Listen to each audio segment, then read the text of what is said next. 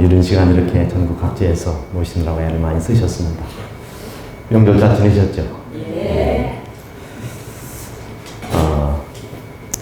미국에서 아주 큰 회사를 경영하던 한 회장이 그 경제 사정을 이기지 못하고 그 회사가 부도가 났답니다.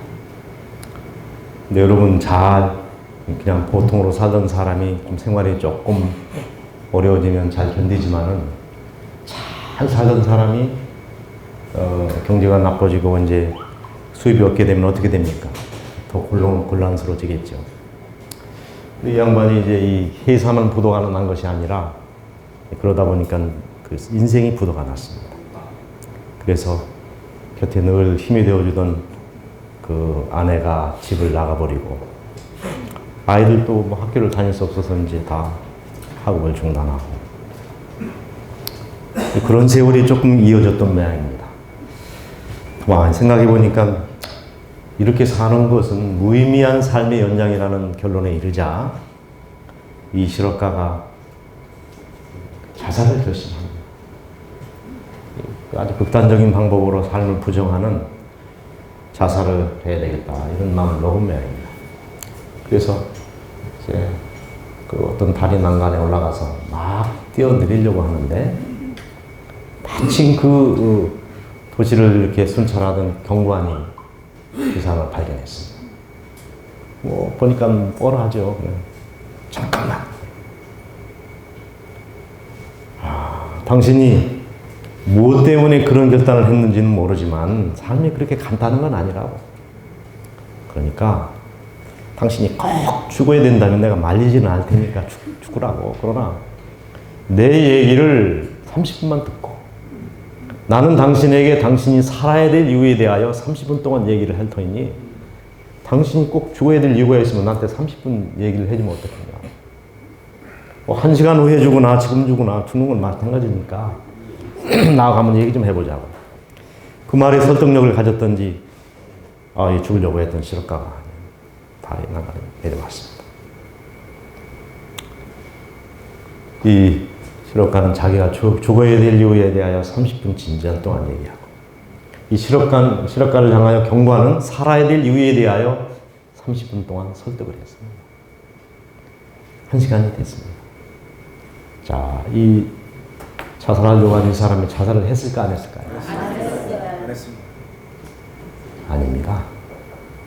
오히려 두 사람이 경관하고 같이 난간 위에 올라가서 같이 경관 자살을 했다는 것입니다. 여러분, 가치 판단이 아니고 인간이 고귀하고 인간이 거룩하고 구속받은 존재라는 것을 차치하고 가치적 판단이 아닌 사실적 판단을 두고 말하자면 어쩌면 우리는요, 살아야 될 이유보다 죽어야 될 이유가 훨씬 많은 사람인지 아닌지 모르겠어요. 맞습니까? 저는 성경 이런 생각을 해봐요. 하나님께서 우리에게 스위치를 하나 손에 딱 쥐어줬습니다. 스위치를 하나 쥐어주고 네가 참 죽고 싶으면 요 스위치를 한번 딱 누르면 고통도 없고 그저 아픔도 없고 그냥 한순간의 연기처럼 싹 사라진다.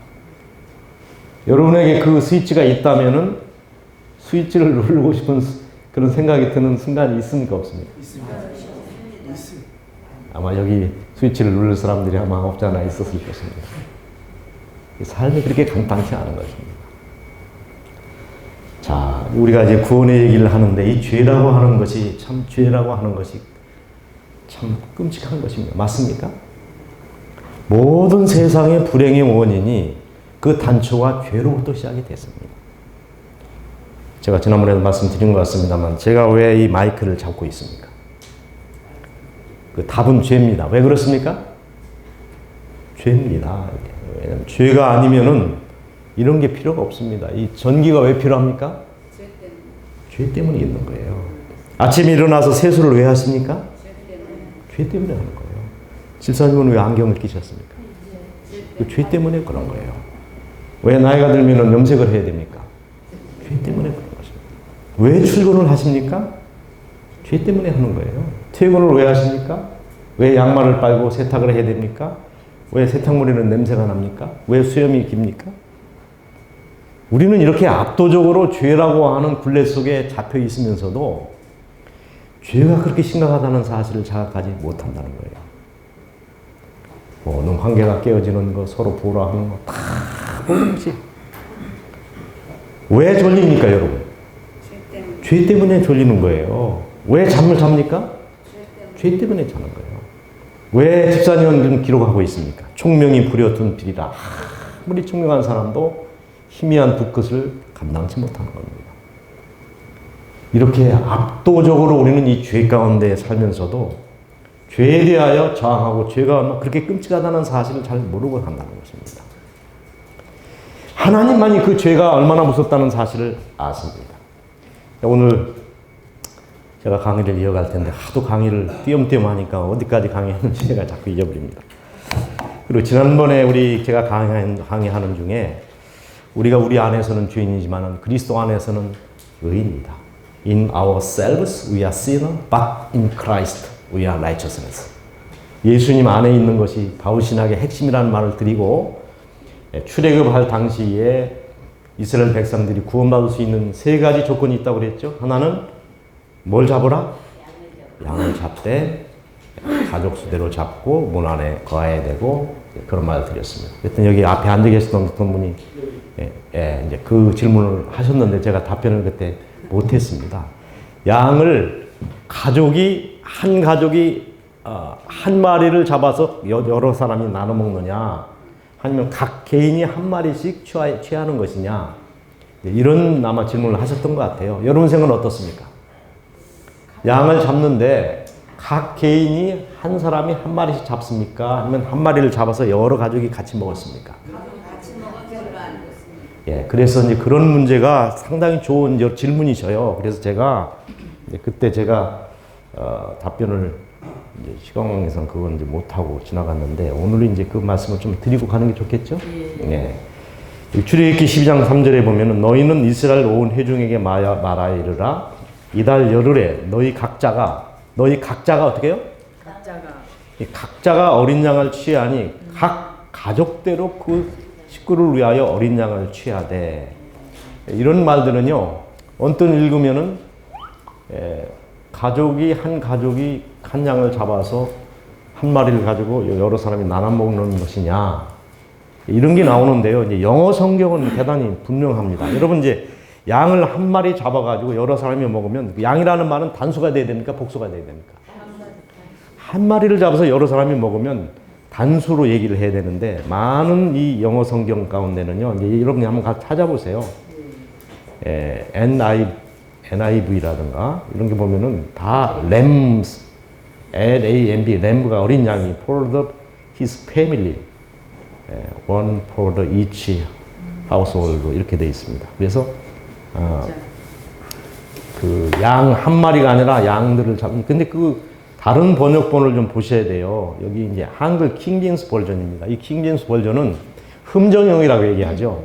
이것이 영어 성경 중에서 가장 고전적이고 이것이 가장 기본이 되는 영어 성경이에요. 근데 그거를 우리나라 말로 그대로 번역했는데 이렇게 돼 있습니다. 그때 모세가 이스라엘 모든 장로들을 불러서 그들에게 말하기를 너희는 너희 가족 수대로 어떻게 해요? 가족이라고 하지 가족이라고 해요. 가족 수대로 어린 양을 골라 내가 가져다가 유월절 양을 잡고 그랬습니다. 그러니까 이런 걸 볼 때에 한글 성경보다는 이제 영어 성경이 훨씬 더 정확하거든요. 그래서 여기에도 이제 그렇게 되어 있습니다. Go and once and select the animals. animals는 이게 복수죠? animals는 양을 얘기하는 거죠. For your families and the slate of the pass of the lamb 이렇게 되어 있습니다. 그래서 이런 여러 가지 정황을 볼 때에 이제 두 가지 해석이 가능한데요. 여기 모든 성경, 영어 성경에는 다 그렇게 되어 있습니다. 예. 영어 성경 이거 확인해 보시면 알지만은 양 한 마리면 램 이렇게 되어 있는데 램스 이렇게 복수를 썼기 때문에 이제 그 조금 적극적으로 번역을 했었다면은 가족 수대로 양을 잡아라 한 말이 더 성서적이라는 것이죠. 예, 그리고 한글 킹제임스 버전 번역된 것은 그렇게 되어 있습니다. 각 한 사람 한 사람씩 양을 잡아라.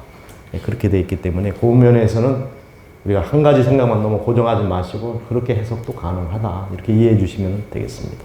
아시겠습니까? 요 확인을 좀 와서 질문하시는 분 해주시면 되겠습니다. 자, 오늘은 이 구석의 경륜에 대한 이야기를 좀 나누도록 그렇게 하겠습니다. 자, 하나님께서 이 구원의 계획을 이제 제정하십니다. 제정을 언제 하시냐면은 이제 스가랴 6장 13절에 의하면 하늘에서 뭐가 있었다? 평화의 의논이 있었다. 그렇게 얘기했습니다. 자, 그런데 이때 이제 이 인간이 타락할 경우에 인간을 구원하기 위한 이 구원의 계획을 누가 세우셨냐면은 사람과 하나님하고 세웠습니까? 아버지와 아들과 성령 세 분이 세우셨습니까? 예. 세 하나님이라고 해도 말이 좀 이상합니다. 이게 삼위일체가 그래서 어려운 거예요. 어떻든 아버지와 아들과 성령 세 분이 그죠? 세우이께서 인간이 혹이 타락할 경우에 인간을 죄에서 구원할 계획을 세우시는데, 근데 그 세우는 계획을 세울 때에 그 계획이 단순했습니까? 조금 시간이 오래 걸렸습니까? 자, 이런 얘기가 있어요. 그 아인슈타인이 대단한 수학자 아닙니까? 이제 다니면서 이제 그 상대성 원리라든가 이런 이제 강의를 하는데 늘 그를 이제 교필하는 운전사가 있었습니다. 그래서 한 번은 이제 강의 시간이 가까웠는데 갑자기 배탈이 나가지고 아인슈타인이 화장실에 갔습니다.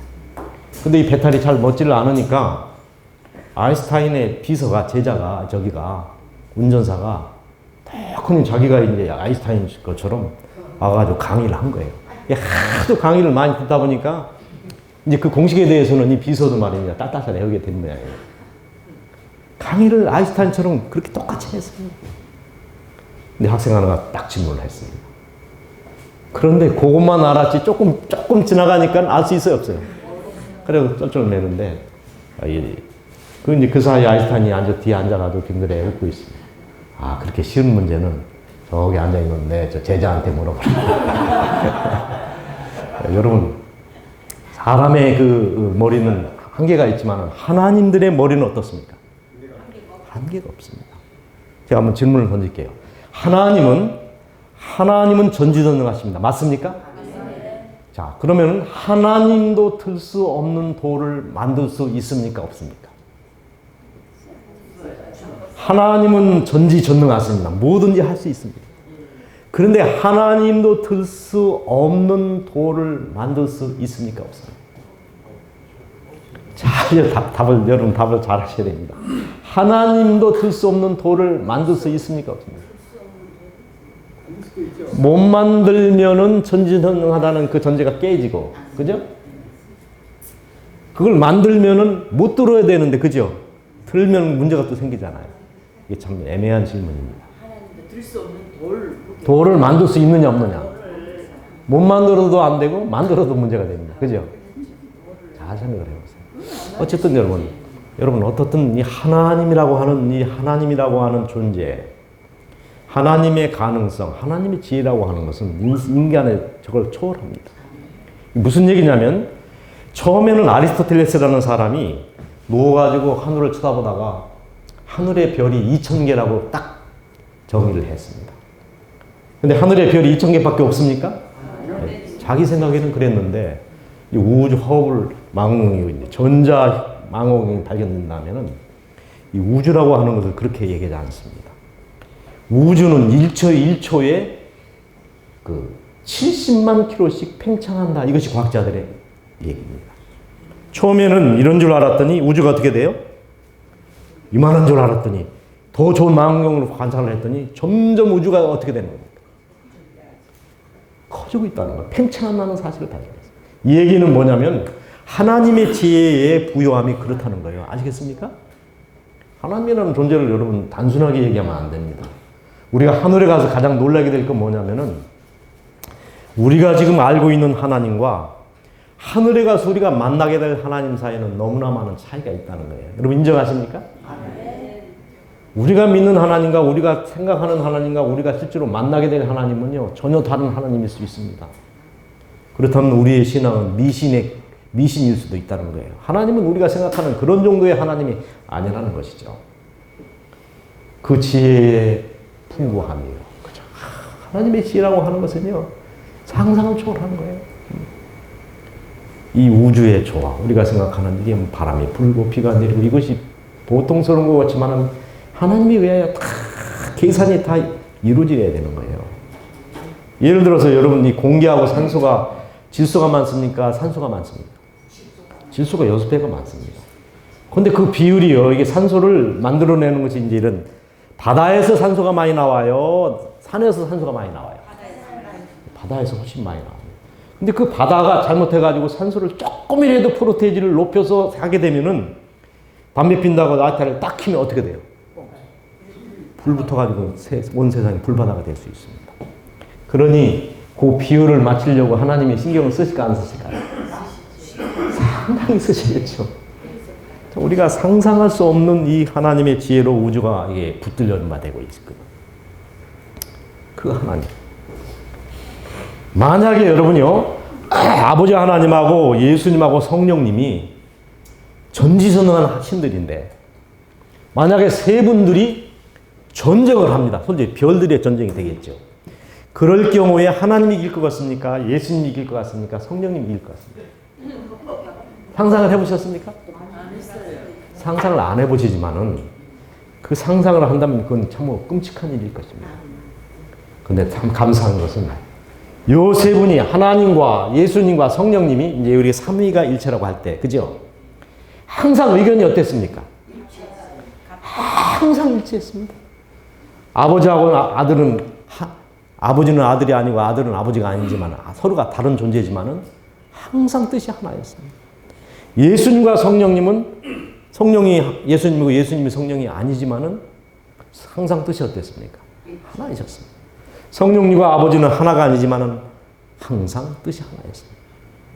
그래서 싸우는 일에 그들이 하나가 됐다면 문제가 됐을 텐데, 그죠?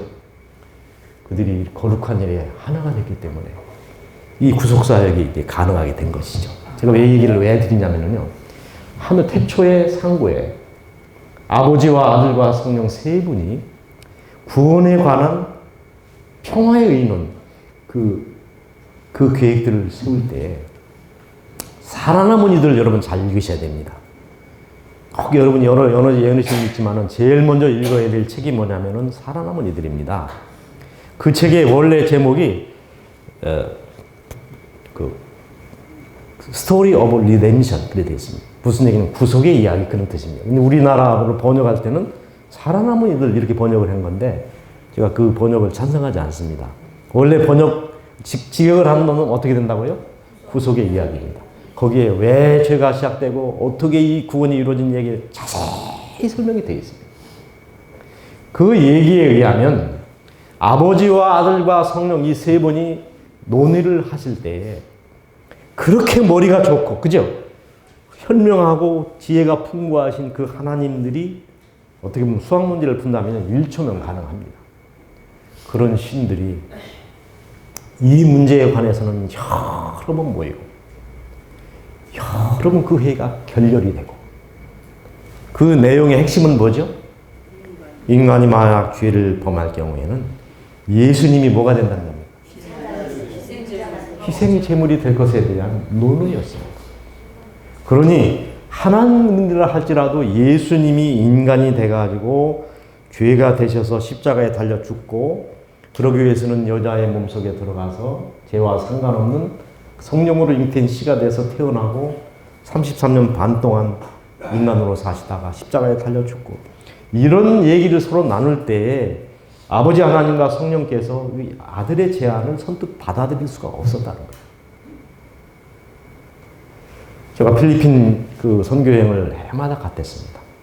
근데 한 번은 이 배를 타고 민도로서 이렇게 가는데 물방울이 이렇게 튀어가지고요, 제 옷을 이제 접게 됐습니다.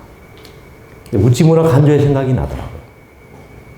그 하나님이 되신 예수님이 인류가 되시고, 소위 인카네이션이라고 그러죠. 성육 되셔서, 육신이 되셔서 이제 그 얘기를, 겸손에 대해서 이렇게 얘기했습니다.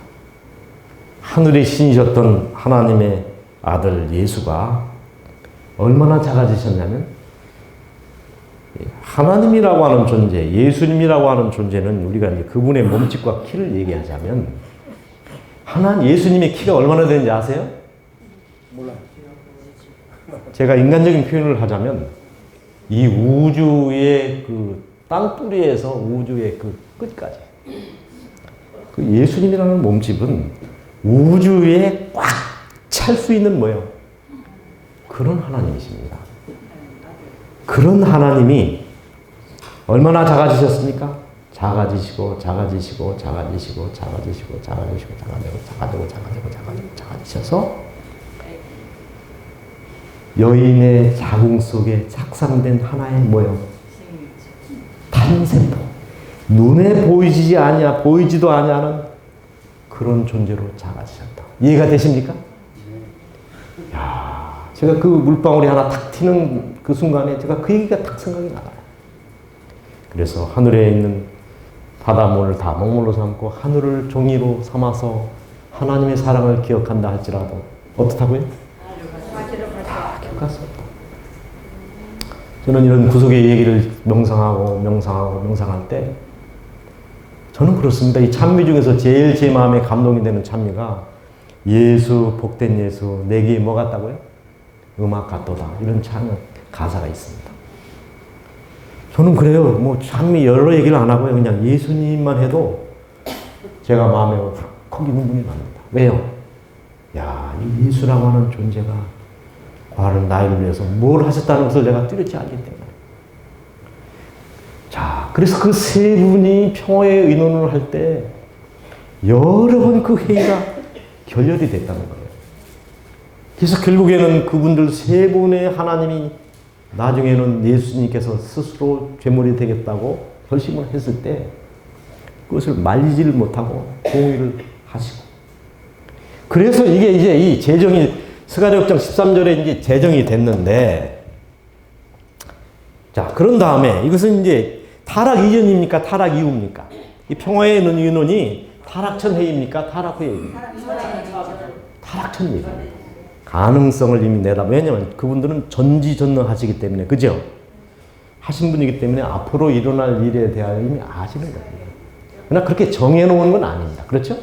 그렇게 될 것을 알았을 뿐이지 그렇게 되리라고 정해놨다. 이것은 아닙니다. 정해놓은 것은 예정이 되고, 그죠? 정해놓지는 않았지만 그렇게 될 것을 알고 대비를 한 것은 또 다른 차원의 얘기입니다. 아시죠? 예지 예정이라고 그렇게 얘기하면서 신학적으로. 자, 그런 다음에 이것이 실제적으로 발표가 된 것은 어디죠? 발표. 지우는 게 어딨죠? 아.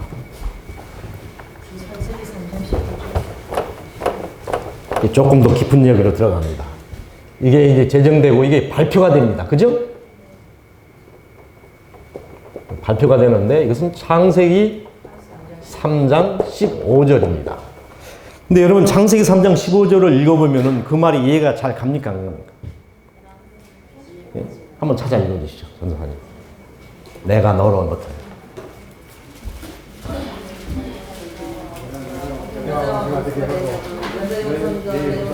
내가 너로 여자와 원수가 되게 하고 내 후손도 여자의 후손과 원수가 되게 하니 여자의 후손은 내 머리를 상하게 할 것이요 너는 그의 발꿈치를 상하게 할 것입니다 하시고.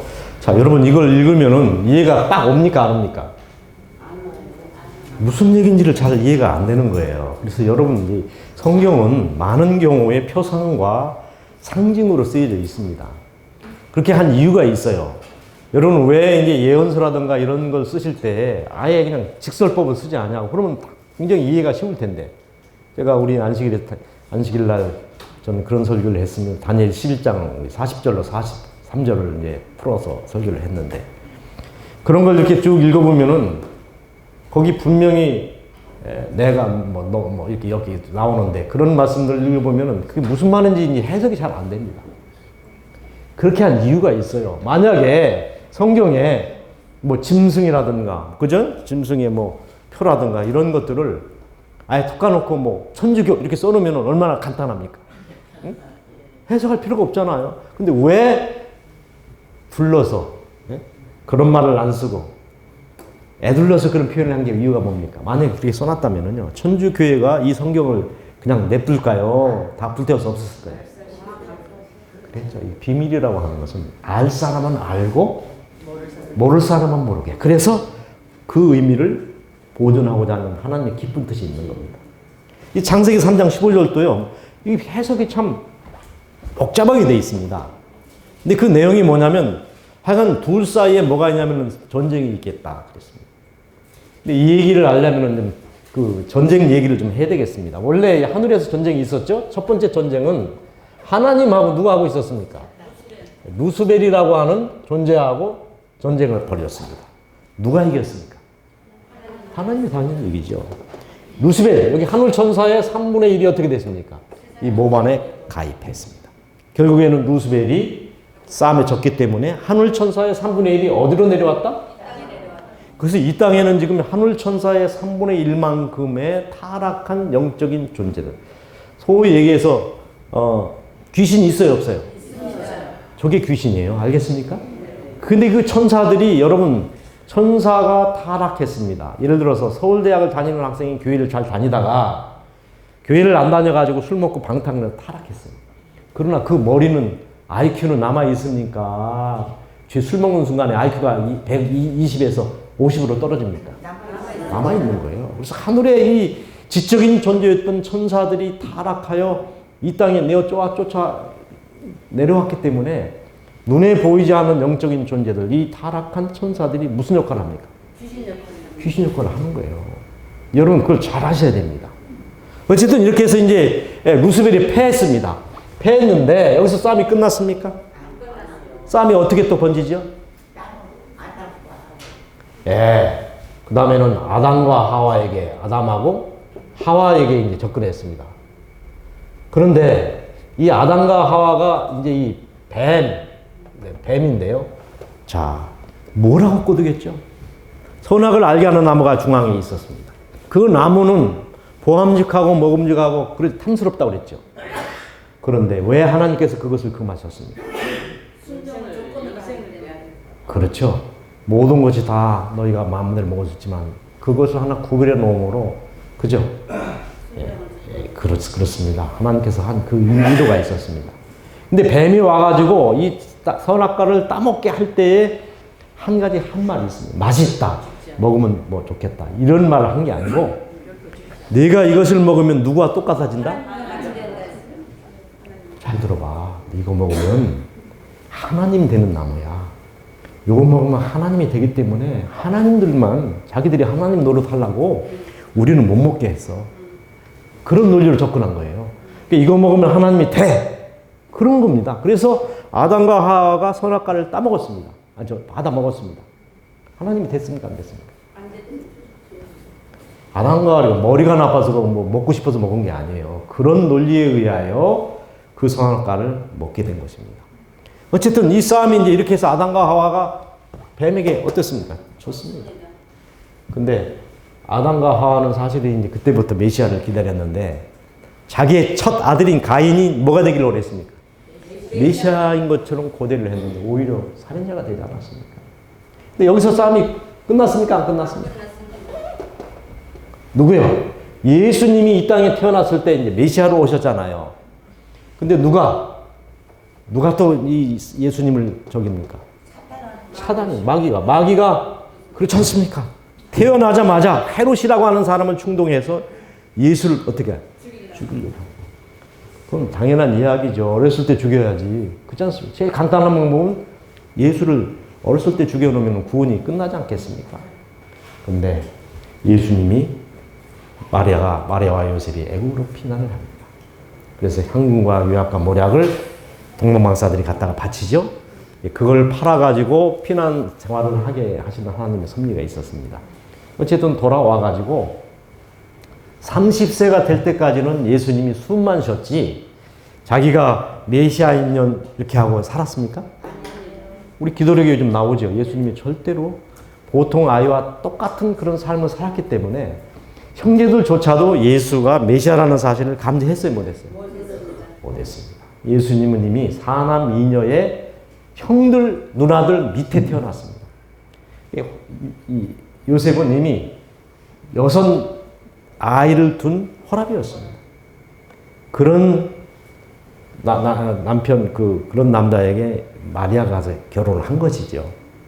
그래서 예수님이 30세가 돼서 비로소 어떻게 유대의 법에 의하면 몇 세가 돼서 랍비가 돼요?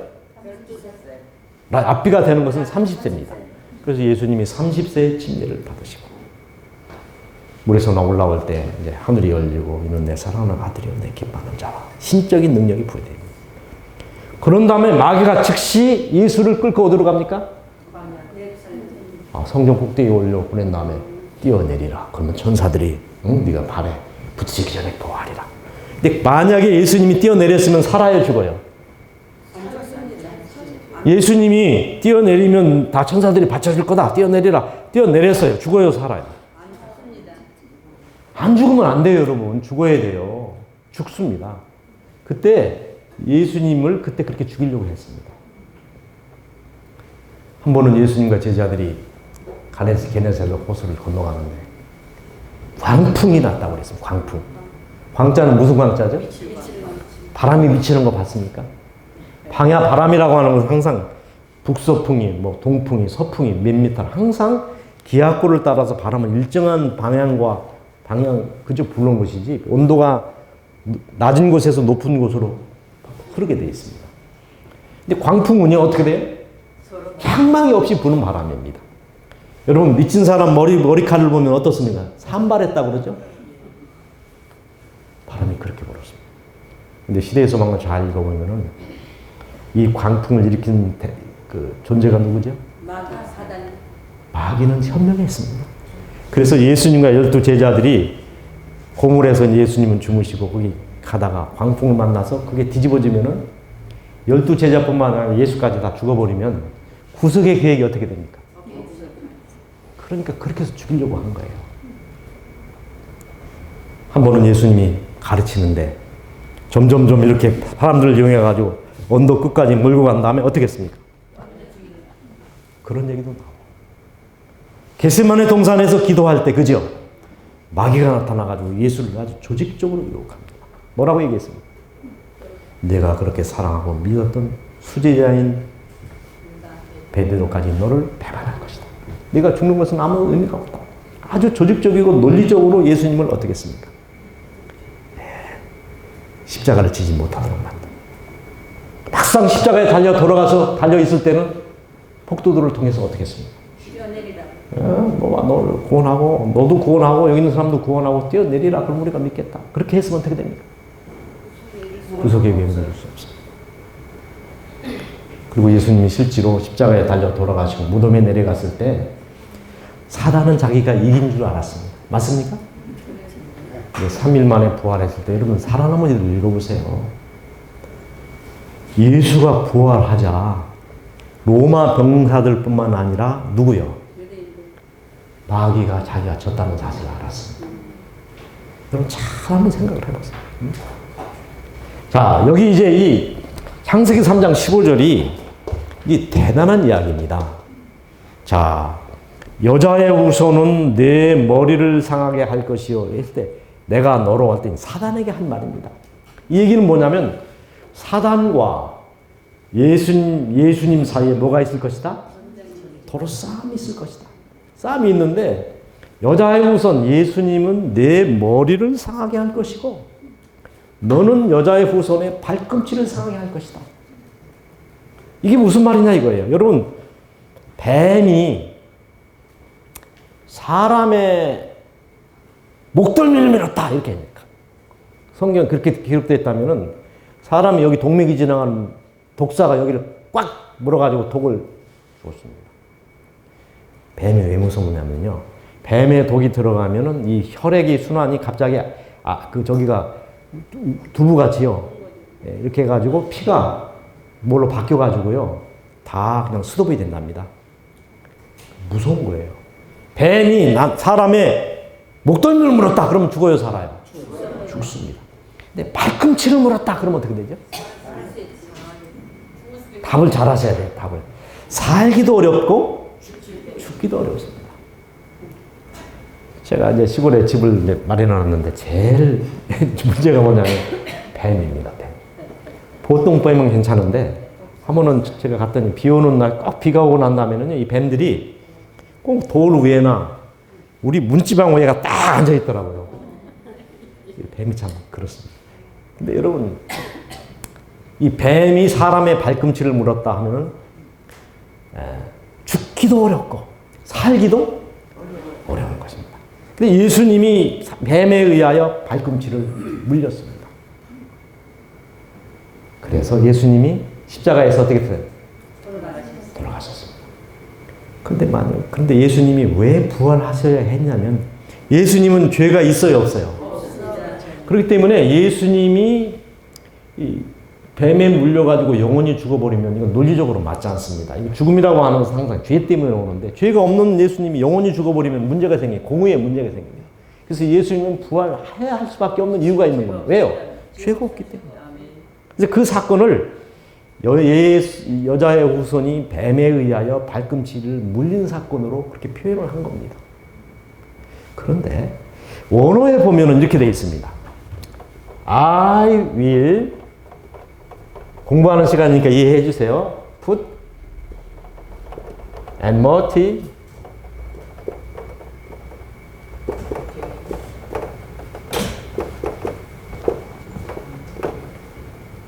제가 해석을 해드리겠습니다. 내가 will 뭐뭐 할 것이다 그런 뜻이죠. put 놓는다 그런 뜻입니다. and multiply 이게요 적개심, 증오심, 서로 미워함 그런 소리입니다. 내가 넣어줄 것이다. between 뭐뭐 사이에, 너와 여자 사이에, 여자의 후손 사이에 내가 이 적개심을 넣어줄 것이다. 그렇게 되어 있습니다. 근데 우리말 성경에는 내가 너와 여자의 후손과 원수가 되게 하리니 그랬습니다. 이 번역을 좀 잘못한 거예요. 근데 이 원수라고 하는 말은 영어로 enemy라는 말이 있어요. 그럼 널 둘 사이에 원수가 되게 하겠다 이렇게 돼 있지를 않고 영어 성경에는 I will put enmity between you and the woman 이렇게 돼 있어요. 내가 너와 여자의 후손 사이에 또 하나님을 신실히 믿는 사람과 사단 사이에 서로 증오하는 마음을 넣어주겠다 그런 뜻입니다. 저는 이 말씀 속에서요 큰 구원의 빛을 봤습니다. 제가 이제 오늘 급히 오는 바람에 그걸 가져야 되는데 다음 시간에 제가 다 소개를 해드리겠습니다. 살아남은 이들, 대쟁투, 그 다음에 산상봉, 정노예 계단 여러 코테이션에서 화이픈이 뭐라고 썼냐면 만약 아담과 하와가 죄를 범했는데요. 그때 하나님이 아담과 하와를 그냥 방치해. 선악과를 따먹었는데 나 먹었어? 끝장이야! 하고 아담과 하와를 아예 내쳐버리고 상대를 하지 않았더라면 아담과 하와는 점점 죄 속에 빠져서 의를 행하거나 선을 행하거나 하나님을 선택할 수 없이 완전한 죄의 구렁텅이에 빠질 수밖에 없었다. 그러나 하나님의 주입된 은혜로 말미암아 아담은 선을 행할 의지를 갖게 되었다. 우리가 구원받는 것은 우리 스스로의 능력이 아니라 하나님의 은혜로 주입된 은혜로 말미암는 것이다. 이런 얘기가 계속 나오는 거예요. 무슨 얘기냐면 우리가 믿음으로 말미암는 의라고 얘기할 때 구원은 100% 은혜입니까? 50% 우리의 행위와 50% 우리의 하나님의 은혜로 말미암아 되는 것입니다. 50 더하기 50입니까? 100이 되는 겁니까? 그러면 순수하게 100% 하나님의 은혜입니까? 예. 자, 여러분 잘 이해를 하셨습니다. 자, 그럼 내가 묻겠습니다. 왜 이게 은혜라고 하는 이유를 내가 설명하겠습니다. 제가 우리 박재 전도사님한테 좀 궁한 일이 있어가지고 1억 원을 빌렸습니다. 1억 원. 큰 돈이죠? 그래서 전도사님이 돈 있으면 저한테 1억 원을 빌려줄 수 있는 분입니다. 근데 제가 1억 원을 딱 가지고, 우리 집사님한테 가가지고 통장을 딱 내놓고, 집사님 나 1억 원 있어 하고 통장을 딱 보여줬습니다.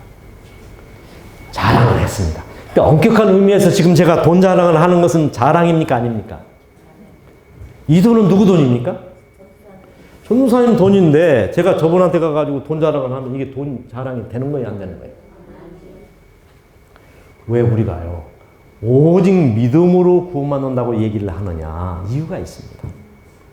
우리가 안식일을 지키고 의를 행하고 구제를 많이 하고 이런 것들은 다 뭡니까? 의로운 행동들입니다. 의로운 행동들입니다. 근데 하나님한테 가가지고 하나님 앞에서는 자랑한 육체가 없다 이렇게 얘기하는데 왜 그렇습니까? 하나님한테 가가지고요 우리가 심판 때 섰습니다. 너 어떻게 살았냐? 예, 내가 매달 며칠 이런 일을 하고 이런 일을 하고 이런 일을 하고 이런 선을 하고 안식일도 지키고 구제도 하고 그랬더니 하나님이 딱 하시는 말씀. 그래, 네가 한 건 내가 다 인정한다. 아, 이 선을 행한 이 김책에 보니까 네가 그런 일을 했구나. 네가 행한 그 모든 선한 행동들은 네 거냐, 내가 준 거냐 이렇게 묻는 겁니다. 예. 우리가 행한 수많은 선행은 우리 마음에서 생겨난 겁니까? 하나님이 주신 선한 이렇게 넣어준 마음을 가지고 한 것입니까? 여러분 그걸 이해를 잘 하셔야 돼요. 선함을 행하고 안식을 지키는 것이 무가차다는 것이 아닙니다. 그게 무가차한 것이 아니라 하나님 앞에 가서는 그걸 가지고 내가 이걸 했으니 하나님 구원해 주셔 이렇게 하는 것은 안 된다는 거예요. 그래서 하나님 앞에서는 자랑한 육체가 있다 없다. 그걸 가지고는 구원받을 수 있는 근거로 내세울 수 있는 것이 아니다 그런 뜻입니다. 그래서 여러분이 뱀을 볼 때에 제가 뱀을 수없이 보고 또 보는데 아이고 우리 집에 가서 같이 살아야 되겠다. 이불 속에 같이 살자. 이런 마음이 생깁니까? 작대기를 가지고 때려 잡는 싶은 생각이 듭니다. 네, 지금 저 우리 변화산에 우리 장로님이 한 분 계신데 이분이 밭을 매다가요. 이 배추를 이렇게 뽑으려고 하다가 꽉 뱀한테 깨물렸는데 아시겠습니까? 그 아들이 서울의대 의사예요. 아버지 당장 큰 병원에 가라고. 내가 그 얘기를 들었는데요. 조금만 했으면 완전히 몸이 이렇게 뚱뚱 죽어가지고 석 달 동안 어떻게 했는지 아십니까? 다 피를 걸러내고 겨우 살았으면 뱀이 무서운 거예요. 이런 치명적인 독. 자, 이 뱀이라고 하는 것은요, 누구든지 남자든 여자든, 그죠? 여자분들도 뱀 징그럽죠? 그 말이 이 말이에요. 내가 너로 뱀에 대하여, 사단에 대하여, 뭐 하는 마음? 죄에 대하여, 죄를 행하는 사람 보면 여러분 증오심이 생겨 안 생겨요? 그런 마음을 넣어준 것은 우리 마음에, 본래의 마음이 아니고 하나님의 은혜로 주입된 거죠. 은혜가 뭐라고요? 여러분 선을 행하고 나면 기분이 좋죠? 이 마음을 누가 넣어줬습니까? 하나님. 하나님이 그게 능력이라는 거예요. 그래서 우리가 하나님 앞에서는 선과 의와 우리가 자랑, 행위에 대하여 자랑을 할 수 있어요, 없어요? 없어요. 그래서 이게요, 창세기 3장 15절이 무슨 얘기입니까? 그러니까 다음 시간에요, 평화의 의논과 은혜의 언약에 대한 두 언약에 대한 이야기를 해주겠습니다. 하늘에서 하나님이 신들끼리 맺은 언약과 창세기 3장 15절에서 타락한 이후에 아담을 부릅니다. 아담에게 한 얘기죠? 내가 너로 여자와 원수가 되게 하고. 이 선언을 할 때에 아담과 하와는 이게 무슨 말인지를 알았다는 것입니다. 그때 무슨 언약이 어떻게 누구와 맺어진 얘기는 제가 말로 하면 안 됩니다. 예언의 신이 그게 나와 있습니다. 그걸 읽으면 여러분요 기가 막힙니다. 제가 언제까지 강의를 해야 되죠? 네? 아니 그게 아니고 지금 4월이면 끝나죠? 6월. 언제까지 제가 강의해야 돼요? 6월달에 두 번 더 있습니까? 다행입니다. 그 얘기를 제가 하겠습니다. 이 평화의 의논과 은혜의 언약이 뭔지에 대해서 그때 하늘에서 맺으신 신들의 언약이 뭐고 창세기 3장 12절 아담과 맺은 언약의 내용이 뭔지에 대해서 얘기를 하고요. 제가 이제 대관식에 대한 이야기를 하겠습니다. 이제 2시간 남았네요. 그 얘기를 하면서 마감을 하겠습니다. 오늘은 여기 이제 이렇게 얘기를 하면서 그 다음에 실질적으로 이것이 이제 발표가 된 다음에 성취가 어떻게 됐습니까? 성취. 요한복음 3장 30절 아닙니다. 여기 지우고요.